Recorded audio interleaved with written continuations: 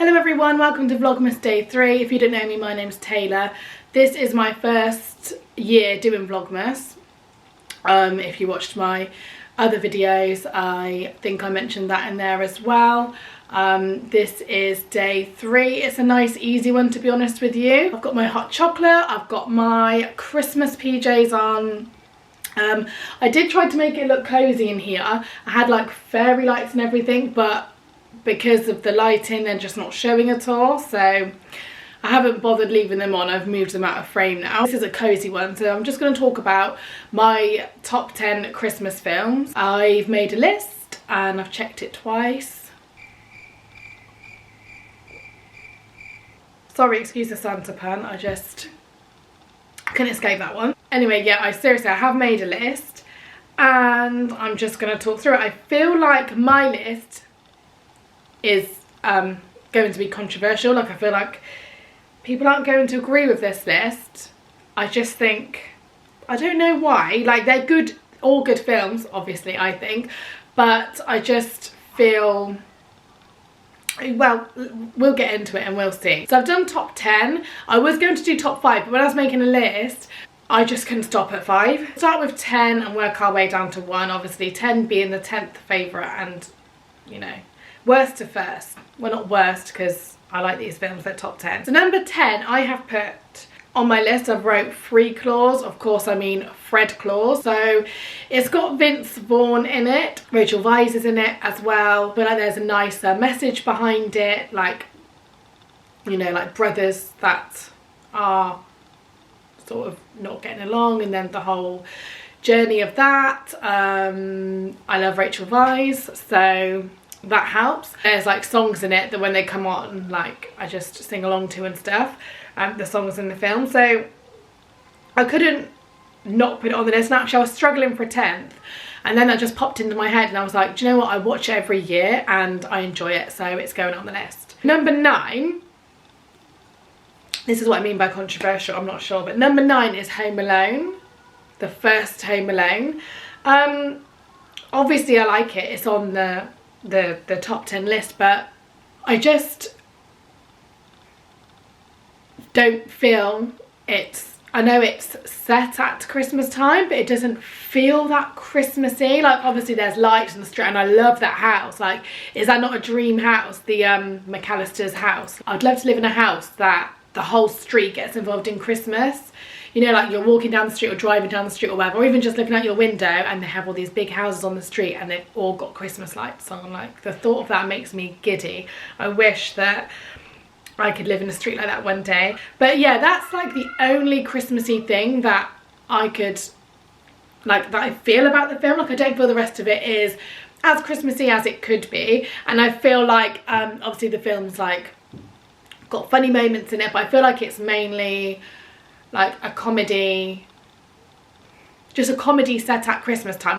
But it's a classic and it couldn't not make the list and I do enjoy it, so it's number 9. Number 8 is Miracle on 34th Street, the remake, so the 1994 version, not the older one.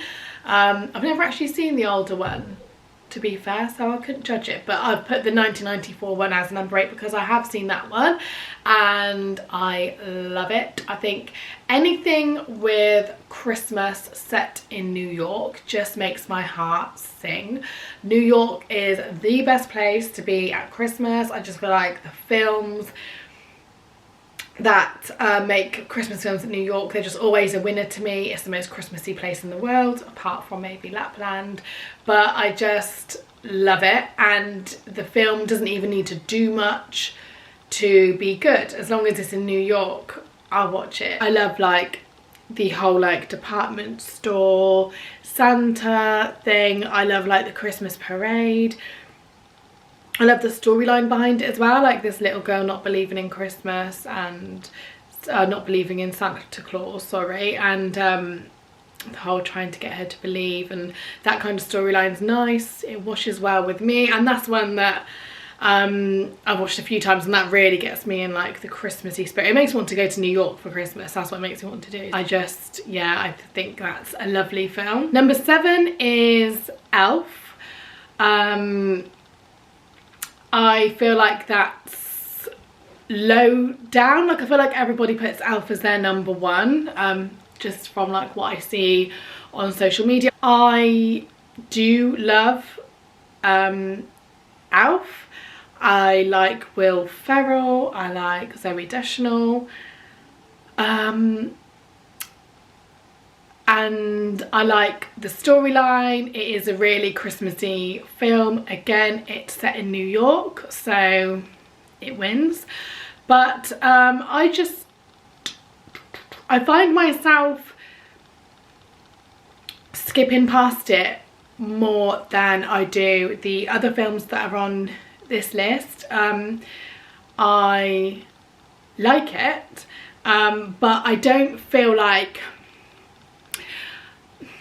I don't even know what it is. I just feel like the rest of the films that are in the list I could stick on, like I could watch in a day, and then I could probably watch it for a second time in a day. I watched Elf a couple days ago, and I will probably leave it a while, like, before I watch it again. I don't feel like I can watch it again and again. I just don't find, I think it's good, and it's lovely and Christmassy and lovely songs. Again, it's a nice storyline. I think it's good for children as well, but like obviously it's got that like silly humour, which I enjoy at Christmas and at Christmas time only. But yeah,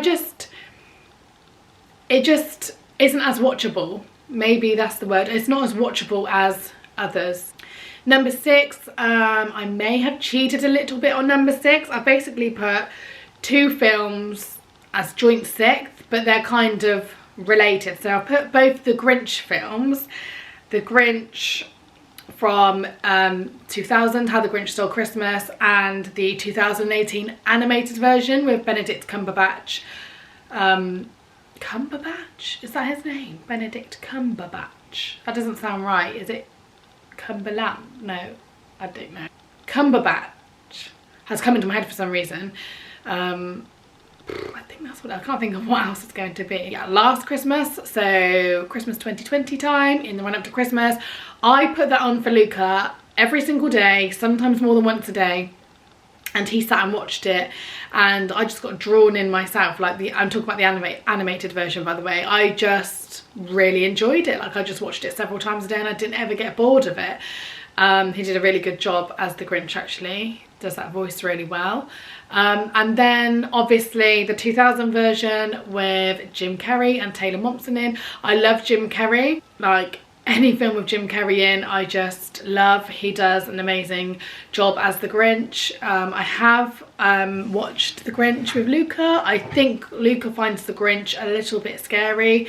I can see why, but I enjoy the film. I put them joint 6th, which is a shame they didn't make the top 5 actually, because it's just that I enjoy the other films more. But I really enjoy the Grinch. Like I love the Grinch, and I find myself watching it over Christmas several times. I hope the animated version comes back onto Netflix. I think it was Netflix we watched it on last year, over and over, and I hope it comes back, because I think a year on Luca will enjoy it even more. He was 2 then, he's 3 now, so I think that it'll definitely capture his attention, and to be honest, I want to watch it again.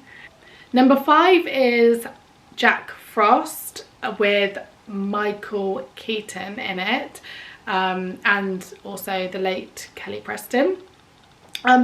It's just very nostalgic for me, Jack Frost. Like I used to watch it as a kid a lot, and although it's, if you haven't seen Jack Frost, it's like about a snowman who comes to life.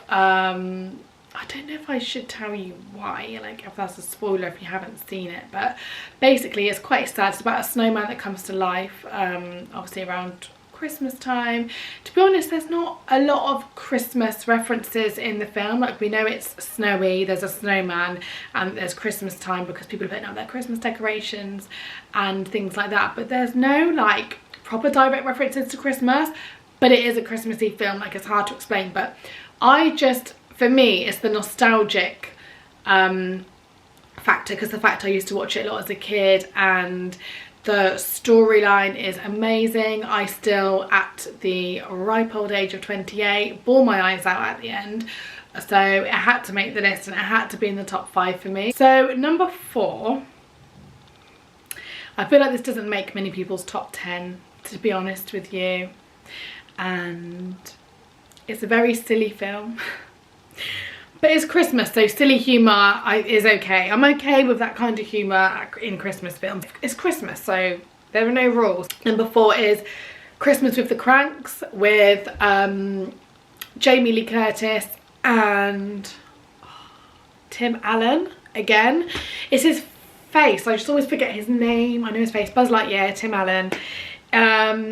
As like a couple who want to like go away for Christmas on a Caribbean cruise instead of staying at home, and the like neighborhood they live in is really Christmassy, and they take part in like various Christmas things, like the whole house decorates, the whole street, sorry, decorates their house for Christmas, and there's a thing, and then their specific thing that they do is they put up a huge like inflatable snowman in their front yard, and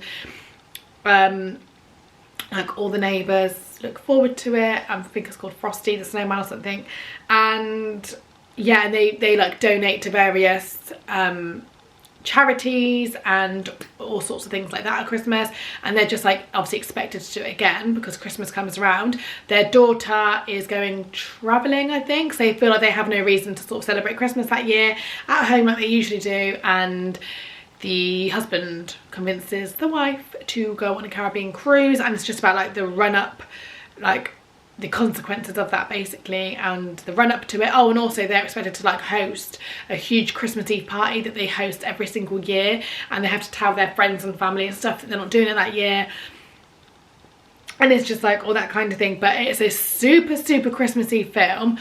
Don't think that's set in New York, I don't think, but it's like one of those ones where this whole street is decorated with, like, everyone gets involved with decorating their like houses for Christmas. It's just one of them, like, I love seeing like the outside like Christmas decorations and all the houses. Just makes me feel all warm inside, and like all the different Christmas traditions, and like, yeah, I just really enjoy it.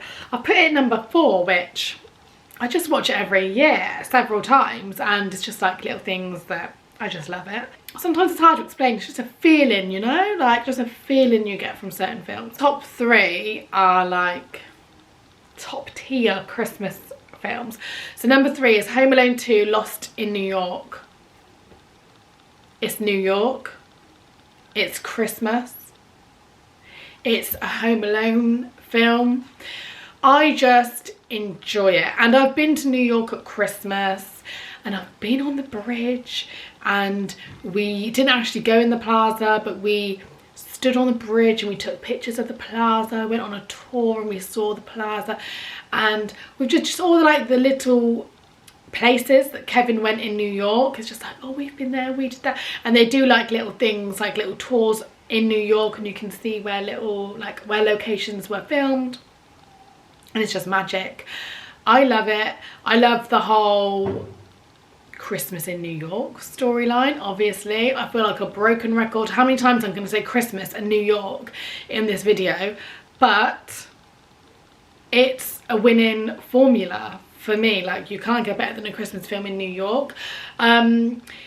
It's just the whole, like, the sightseeing, the Rockefeller Christmas tree, Central Park, the Christmas toy stores. Like, the Christmas toy stores in New York are on another level, and they just make me feel, oh, I'm 28. Shouldn't be getting excited about toy stores in New York at Christmas, but they just make me feel warm. I want to jump on a plane. I want to go to that toy shop. I want to be there, soak in all the Christmas New Yorkness. Yeah, I just love Home Alone 2 Lost in New York. Number 2 on the list is Love Actually. Love it. And actually, I love, as much as I love Christmas films in New York, if you didn't know that already, I love English Christmas films, like Christmas films in England. I don't feel like there are many like classic Christmas films set in England. I feel like America takes the biscuit with that one. I feel like they have more. You know, all the other ones I have listed are based in America, I think. But Love Actually is like, I love seeing Christmas, and actually, to be fair, it's like Christmas around the world, isn't it? Because they do go to America in that film, and does Colin Firth go to, where does he goes abroad somewhere, doesn't he? I can't remember where, but yeah, I love that. So you've got, gosh, like my mind, this is where my mind goes a bit blank. So we've got Colin Firth, Hugh Grant, Keira Knightley, Emma Thompson, Alan Rickman. Who's the Mr. Bean actor? Begins with an R.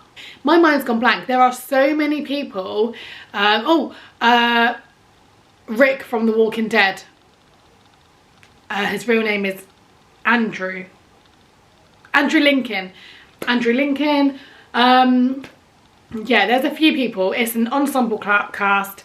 There are too many to name, too many to remember, obviously. You know, when you're under pressure, I can't name them. But basically, it's like one of those, Laura Linney, sorry, they're just coming to me and I'm just rolling them off the tongue. But there's, yeah, so it's set in different places around, I was about to say England, but it is the world, because there are a few different stories abroad.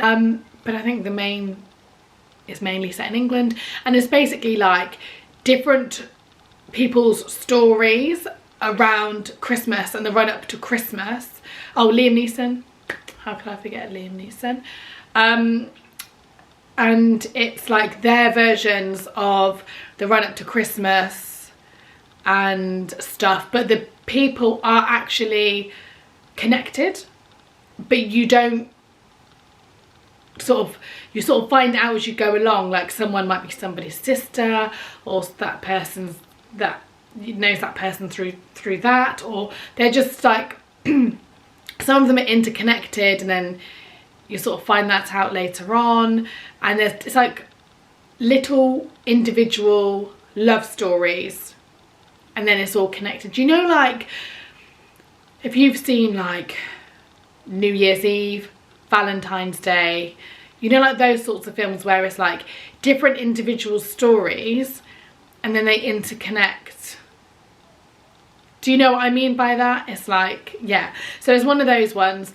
But I'm sure every single person watching this right now has seen Love Actually. If you haven't, where have you been hiding, and why haven't you seen it? Because it's a classic. I just assume everybody has seen it. Maybe they haven't. If you haven't, then watch it, you won't regret it. It's my number 2. It's amazing. It gives me that warm Christmas feeling. Number 1 Christmas film for me, I don't ever think it can be topped. Maybe it can.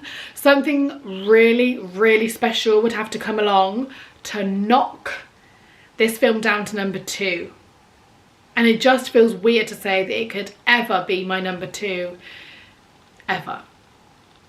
Because I just don't see that happening. I think it's going to be my favourite film forever.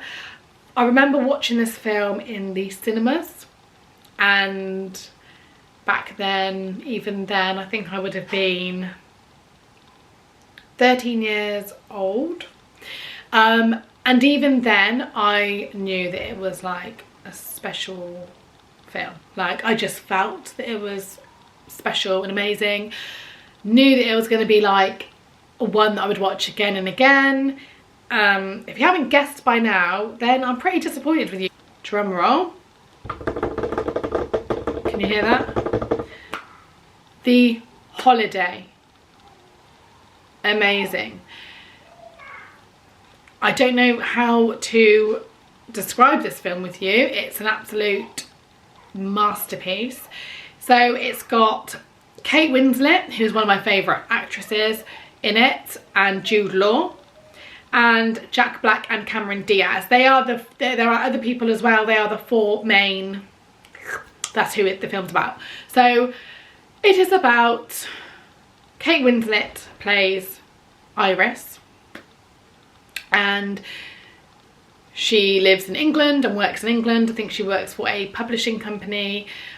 She lives in a little cottage, which is amazing. Google the holiday cottage. I would love to live there. And she is like fed up with life, basically. There are a few problems in her like love life and stuff, and it sort of comes to a head around Christmas time, and she gets really upset. And she goes online and looks for like a home swap where she can swap houses with somebody for 2 weeks because she wants to get away, because she's not feeling very good. Simultaneously, on the other side of the world in Los Angeles is Cameron Diaz, who has just broken up with her boyfriend, and she's feeling pretty rubbish as well. She does the same thing as Iris, and she goes online and looks for a home swap. They find each other and decide to swap houses for 2 weeks. So Iris goes to Los Angeles, and by the way, Cameron Diaz, I can't remember the name of her character, Amanda lives in like a mansion, like a huge Los Angeles mansion, on like a famous Los Angeles road where other rich people live, and she's got like a swimming pool and everything. And Iris goes there, and Amanda goes to Iris's little English cottage and for Christmas, and I think they plan to be back home for New Year. And whilst over there, Iris meets Jack Black's character, who works for Amanda doing something music-y. She's like a trailer editor, so she edits trailers for movies, and he works with her doing music, I think something music-y. And Iris meets him while she's living in Amanda's house, and Amanda meets Iris's brother, who is played by Jude Law, while she's living in the English cottage. Obviously, I won't go any further than that, but it's a love story. And then they, you know, want to go home after these 2 weeks. And it is the loveliest film. Like, it will make you feel warm. It's the best of both worlds, because you've got a little bit of Christmas in England and then a little bit of Christmas in America. The music is amazing. The storyline, like it's more like complex than it seems to be, which you will figure out as you go along. There's also like a little side storyline with this gentleman called Arthur, who Iris meets while she's living in Amanda's house, and that's like a lovely little friendship that they make, and it's just, the whole thing is amazing. I stick the film on every year. I will be doing so this year. Haven't done it yet. I've held out. I've only sort of put the kiddie ones on so far because I've had the kids with me, so I've put like the ones that I think they'll enjoy. I don't think my 3-year-old and 1-year-old will sit through 2 hours of The Holiday with me, but best believe when they are in bed and the lights go off and I've got nothing to watch, even if I've got something to watch, The Holiday will be going on. It's on Netflix at the moment, so you know, just in case you wanted to watch it. I can't like sing its praises enough. Like, it's just an amazing film. It will make you feel giddy, it will make you feel excited for Christmas. Just, yeah, it just makes you believe, you know, anything is possible. I love those kinds of films. Like, literally, I'll watch it for those 2 hours. I won't pick up my phone, I won't concentrate on anything else. I've seen it a million times. I think it will always be my number one. I can't see that it's going to get knocked off ever. So that's the films done. I hope you enjoyed. I hope it made you feel cozy and Christmassy. I'm aiming to do a Christmassy video every single day from now up until Christmas Eve, so Christmas Eve being the last one. So please like this video and subscribe to see those. Thank you so much again and again. Can't thank you enough for watching, and I'll see you on the next one. Bye.